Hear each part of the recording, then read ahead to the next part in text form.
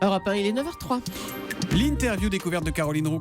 Caroline, vous recevez ce matin Ladislas Chola, un metteur en scène à qui tout semble réussir. Bonjour Ladislas Chola, Bonjour. vous avez 40 ans, vous êtes donc jeune et vous enchaînez Merci. en moyenne 3 pièces à succès par an. Vous avez mis en scène entre autres Robert Hirsch dans Le Père, Muriel Robin et François Berléand dans Momo, mais aussi la comédie musicale Résiste. Bref, c'est du lourd.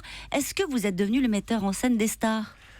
Les stars me font confiance, donc j'ai beaucoup de chance et j'ai la chance surtout de diriger des grands acteurs et des grands artistes. En général, qui choisit le metteur en scène ? C'est l'acteur, la vedette, c'est le patron du théâtre, celui qui paye, c'est qui ? Ça se passe dans plusieurs sens. Soit en fait j'initie un projet, en fait je lis une pièce et c'est moi qui vais rencontrer les acteurs.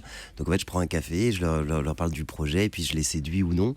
Et puis parfois, et en ce moment j'ai de la chance, on vient me chercher, c'est qu'on frappe à ma porte, on me dit voilà on a ce projet là, qu'est-ce que vous en pensez ? Puis de là je choisis l'acteur parce que en fait il faut que je tombe sur quelqu'un que j'aime, que j'admire et avec lequel je m'entends bien. Vous travaillez uniquement avec des gens que vous aimez ? La plupart du temps oui, mais arrivé des fois que ça soit avec des gens que j'aime pas et puis dans ce cas ça c'est par produit. Voilà. Oui, en général c'est comme ça que ça se passe. Comment on fait pour manier des cadors ?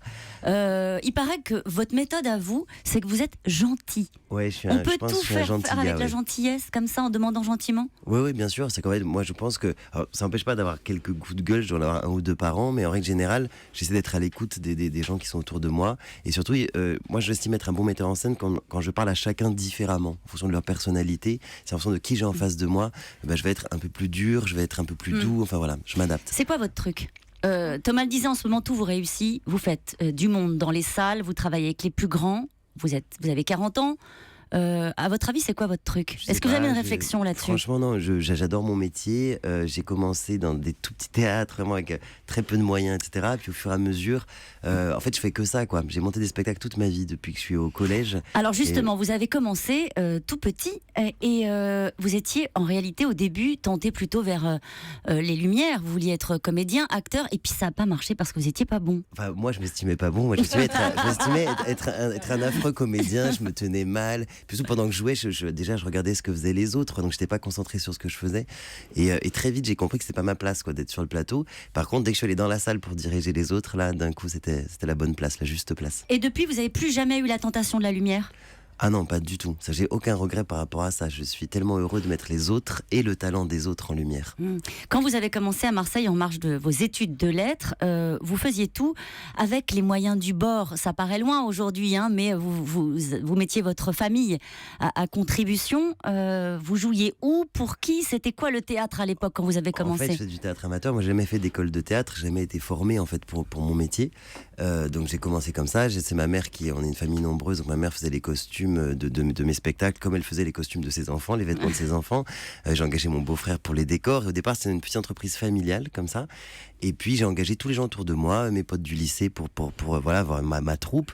Et ces gens font toujours partie de ma vie, de mes équipes, puisque ma mère crée les costumes d'Encore une histoire d'amour qui commence demain au studio des Champs-Élysées. Ça vous avait appris quoi ces années-là où vous avez parfois un peu galéré ? Vous avez été au chômage, hein, ça a été dur, vous avez beaucoup galéré. Vous avez retenu quoi de ces moments où vous jouiez devant des salles presque vides, quoi ? La galère, ça fait partie de la vie d'un artiste. C'est-à-dire qu'un artiste, il est fait pour être en danger. Et de toute façon, la galère, elle était hier et elle sera là demain. C'est-à-dire que ça fait partie en fait de la vie d'un parcours d'un artiste. S'il n'y a pas de danger, on ne peut pas créer. On crée que dans le danger. Voilà. Avant une success story comme la vôtre, il y a toujours la galère quand on est artiste. Mais je pense que comme je vous l'ai dit, elle a été là hier et je pense que demain, je peux très bien faire 3 beats d'affilée et puis disparaître de la vie des théâtres privés parisiens. Voilà. Vous n'êtes pas du tout issu d'une famille de comédiens. Vous n'êtes pas un fils d'eux, un héritier.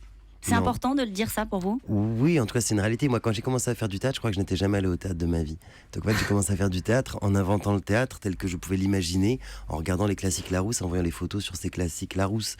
Mais je crois que je n'étais jamais allé vraiment au théâtre quand j'ai commencé à en faire. C'était élitiste pour vous à l'époque, le théâtre ? C'était interdit ? Non, c'était simplement que je suis parti d'une famille nombreuse et mes parents n'avaient pas forcément les moyens de nous emmener tous au théâtre, quoi. Donc, j'ai commencé le théâtre assez tard. Et puis après, par contre, dès que j'y étais, j'ai adoré cet art-là parce que le théâtre, c'est un art de la troupe. Et en fait, c'est un art où on est au service d'eux, au service d'un auteur, au service d'une équipe. Et moi, encore une fois, je suis chef de bord, mais je suis surtout, j'ai des collaborateurs et j'adore cet esprit-là, la troupe. C'est le propre de tous les grands acteurs, c'est ceux qui comprennent que le théâtre, c'est d'abord vivre en troupe.